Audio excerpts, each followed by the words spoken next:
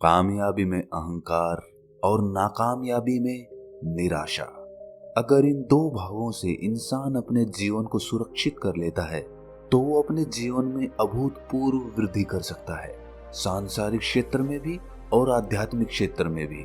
जब भी कोई इंसान कामयाब होता है तो धीरे धीरे जाने या अनजाने उसके अंदर अहंकार प्रवेश करने लगता है। कई बार वो अहंकार इतना विराट होता है कि वो सभी को दिख जाता है, और कभी इतना सूक्ष्म होता है कि वो दिखाई नहीं देता, लेकिन फिर भी वो मौजूद रहता है। और ऐसे ही जब कोई आदमी नाकामयाब होता है तो उसे निराशा, उदासी और दुख घेर लेते हैं, जिससे वो आदमी नाउम्मीद हो जाता है। उसके पास कोई आशा की किरण नहीं होती और इसी वजह से वो नई शुरुआत करने से हिचकिचाता है। अगर कोई आपको ऐसा मंत्र मिल जाए जो कामयाबी में आपके अहंकार और नाकामयाबी में आपकी निराशा को दूर कर सके, तो आप खुद सोचिए कि क्या कोई भी बाधा आपको कामयाब होने से रोक सकती है? नहीं रोक सकती। आज की जो मैं आपको कहानी सुनाने वाला हूं, उस कहानी में आपको एक ऐसा मंत्र मिलेगा जो इन दोनों समस्याओं का निवारण कर देगा। इससे पहले कि आप इस कहानी में खो जाएं, इस चैनल को सब्सक्राइब जरूर कर लें। तो चलिए कहानी शुरू करते हैं।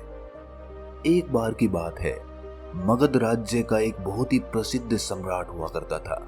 वो बहुत से राज्यों पर शासन करता था, बहुत ही प्रतिभाशाली सम्राट था और उनकी प्रजा उनसे बेहद खुश थी। कोई भी इंसान उनके बारे में कोई बुरी बात नहीं बोलता था। लेकिन अपनी जिम्मेदारियों का निर्वाह करते हुए सम्राट को अपने लिए कुछ समय ही नहीं मिलता था। वो हमेशा अपने राज्य की समस्याओं को सुलझाने में लगा रहता, जिससे वो अपनी आध्यात्मिक उन्नति नहीं कर पा रहा था। और वो सम्राट इस बात को लेकर परेशान था, क्योंकि कहीं ना कहीं उसे इस जीवन की निरर्थकता का आभास था। उसे पता था कि जीवन में कुछ भी कर लो, कुछ भी पाने या खोने जैसा नहीं रहता। आखिर में तो मौत सब कुछ खत्म कर देती है। इसीलिए उसने एक दिन अपने मंत्रियों और अपने राज्य के सभी विद्वानों की एक सभा बुलाई। दरबार में सब लोग बैठे हुए थे और सम्राट अपनी राजगद्दी पर बैठे हुए थे। सम्राट ने सभी को संबोधित करते हुए कहा कि सभी सभासद जरा हमारी बात पर गौर फरमाएं। देखिए, हम अपनी जिम्मेदारियां पूरे तरीके से निभा रहे हैं, लेकिन इन जिम्मेदारियों का निर्वाह करते हुए एक समस्या पैदा हो गई है। हमारे पास बिल्कुल भी वक्त नहीं बचता है कि हम शास्त्र पढ़ें, उपनिषद पढ़ें और बड़े बड़े ग्रंथ पढ़ें। मैं आप सभी विद्वानों से एक विनती करता हूँ, आप मुझे कोई एक पंक्ति का ऐसा सूत्र बता दें जिसमें सारे शास्त्र, सारे उपनिषद और सारे मोटे मोटे ग्रंथ उसमें समाहित हो जाएं, जिससे मुझे उन ग्रंथों के मूल, उन ग्रंथों के ज्ञान का भी पता चल जाए और मुझे अपना वक्त उन ग्रंथों को पढ़ने में भी ना बिताना पड़े। और जो भी विद्वान वो सूत्र मुझे बता देगा, मैं उसे मुंह मांगी कीमत दूंगा। राजा ने वो सूत्र ढूंढने के लिए अपने मंत्रियों को 1 सप्ताह का वक्त दिया। सभी मंत्री, सभी विद्वान मोटे मोटे ग्रंथ लेकर बैठ गए और उनमें से ऐसा सूत्र ढूंढने की कोशिश करने लगे जिसमें सभी ग्रंथ समाहित हो जाएं। बहुत प्रयास करने के बाद भी किसी विद्वान को ऐसा सूत्र नहीं मिला जो जीवन के सारे सार को एक पंक्ति में समेट ले।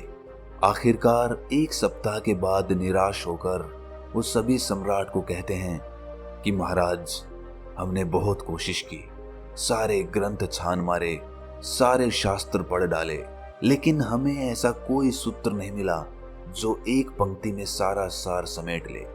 आप खुद ही सोचिए कि एक पंक्ति में इतने मोटे मोटे ग्रंथ कैसे समा सकते हैं। इस पर सम्राट ने कहा कि कोई ना कोई रास्ता तो निकालना ही पड़ेगा।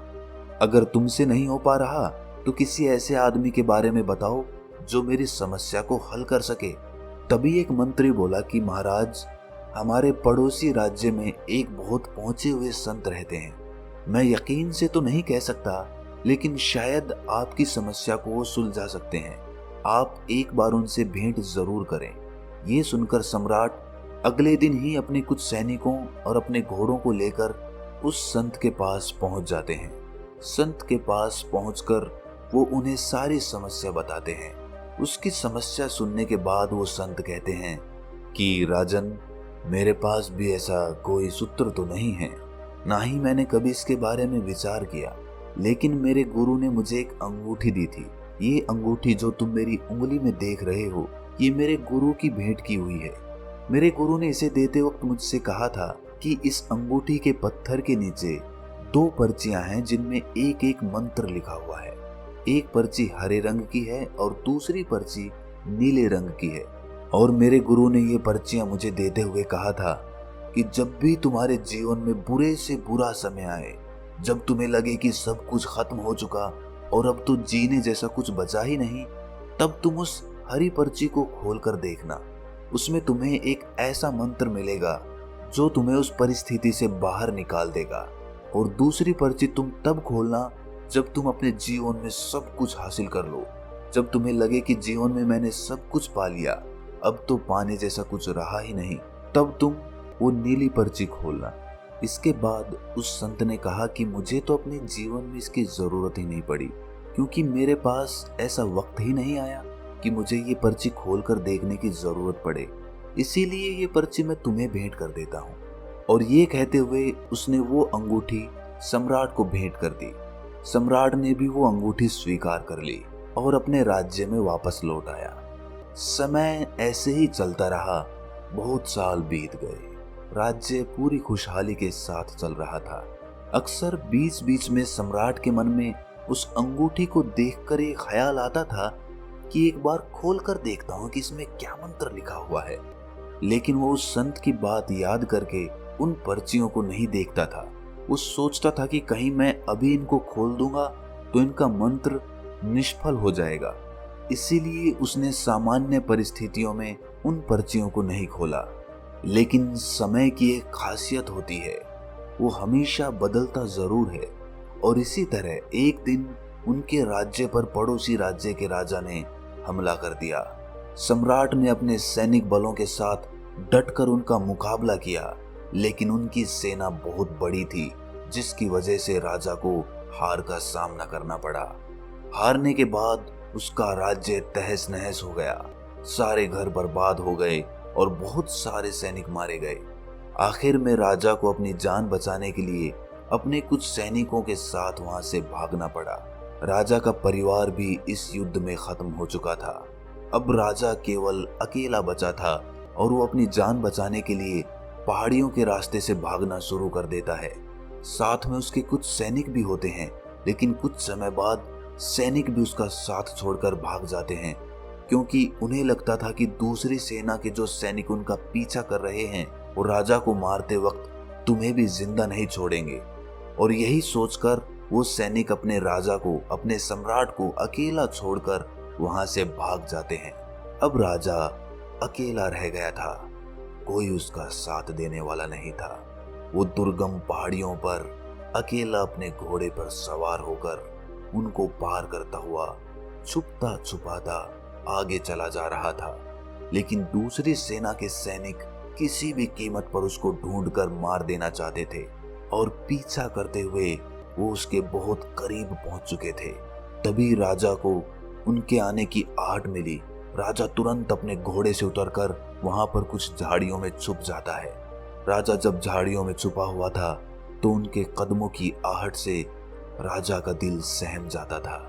तभी झाड़ियों में छुपे हुए राजा को उस अंगूठी की याद आई और उसने छुपे छुपे ही उस अंगूठी के ऊपर वाला पत्थर निकाला और उसमें से हरे रंग की पर्ची निकाली जो उस संत ने बुरे वक्त के लिए बताई थी। राजा ने वो पर्ची खोलकर पढ़ी और उसके बाद उसके चेहरे पर मंद मंद मुस्कान आने लगी। उस पर्ची में लिखा था कि ये वक्त है, ये भी बीत जाएगा।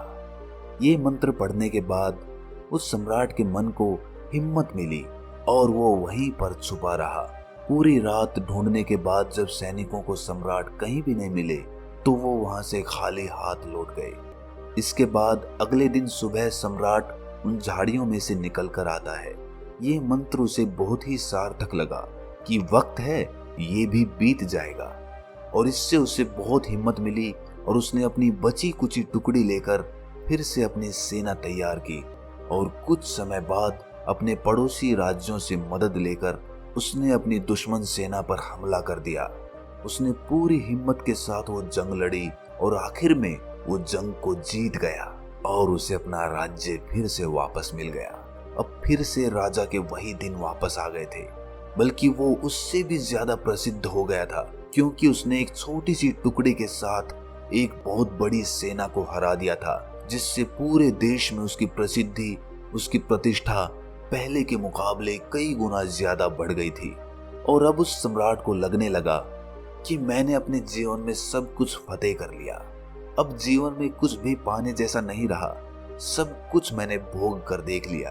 तभी उसे उस अंगूठी की फिर से याद आई, और उसे याद आया कि संत ने कहा था कि इसमें जो नीली पर्ची है उसे उस वक्त खोलना जब तुम्हारे पास सब कुछ हो, जब तुम्हें किसी चीज की कोई इच्छा ना रह जाए और जब तुम्हें लगे कि तुमने सब कुछ हासिल कर लिया हो। ये सोचकर उसने उस अंगूठी का पत्थर हटाया और वो नीले रंग की पर्ची निकाली। उसने वो पर्ची खोल कर देखी और देखने के बाद उसके चेहरे पर उदासी छा गई। ऐसा उस पर्ची में क्या लिखा था? उस पर्ची में लिखा था कि ये भी वक्त है और ये भी बीत जाएगा। कुछ देर उदास रहने के बाद वो सम्राट बहुत जोर जोर से हंसने लगता है, क्योंकि उन पर्चियों में उसे पूरे जीवन का सार मिल गया था। सारी ग्रंथों का ज्ञान उस पर्ची में समाहित था। मंत्र एक ही था कि ये भी वक्त है, बीत जाएगा। लेकिन यही सारी किताबों का, यही सारे शास्त्रों का और यही सारा ज्ञान है जो इस एक पंक्ति में समाहित है। ये भी वक्त है, बीत जाएगा। अक्सर हम जब नाकामयाब होते हैं, जब हमारा कोई काम सफल नहीं होता, तो हमारा मन घोर निराशा से भर जाता है, हमें कोई रास्ता नजर नहीं आता। लेकिन अगर ऐसे वक्त में भी आदमी ये मंत्र याद रखे कि ये भी वक्त है, बीत जाएगा, तो वो इंसान कभी भी हिम्मत नहीं हार सकता और ना ही उदासी उसे कभी घेर सकती है। ऐसे इंसान फिर से नई शुरुआत करते हैं और जीवन में आगे बढ़ते हुए सफलता हासिल कर लेते हैं। लेकिन सफलता हासिल करने के बाद भी उन्हें अक्सर अहंकार आ जाता है।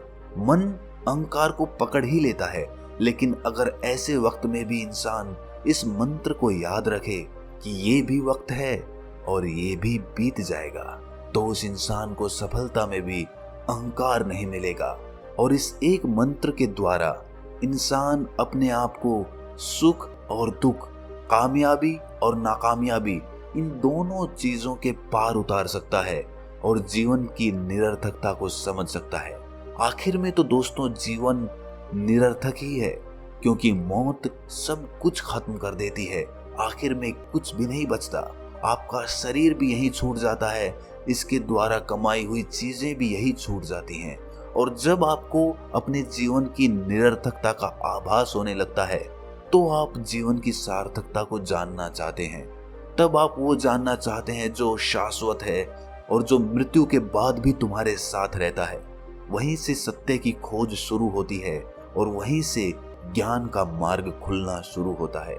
तो दोस्तों, कैसी लगी आपको ये कहानी? कमेंट सेक्शन में जरूर बताना, और अच्छी लगी तो इस चैनल को सब्सक्राइब करना मत भूलना।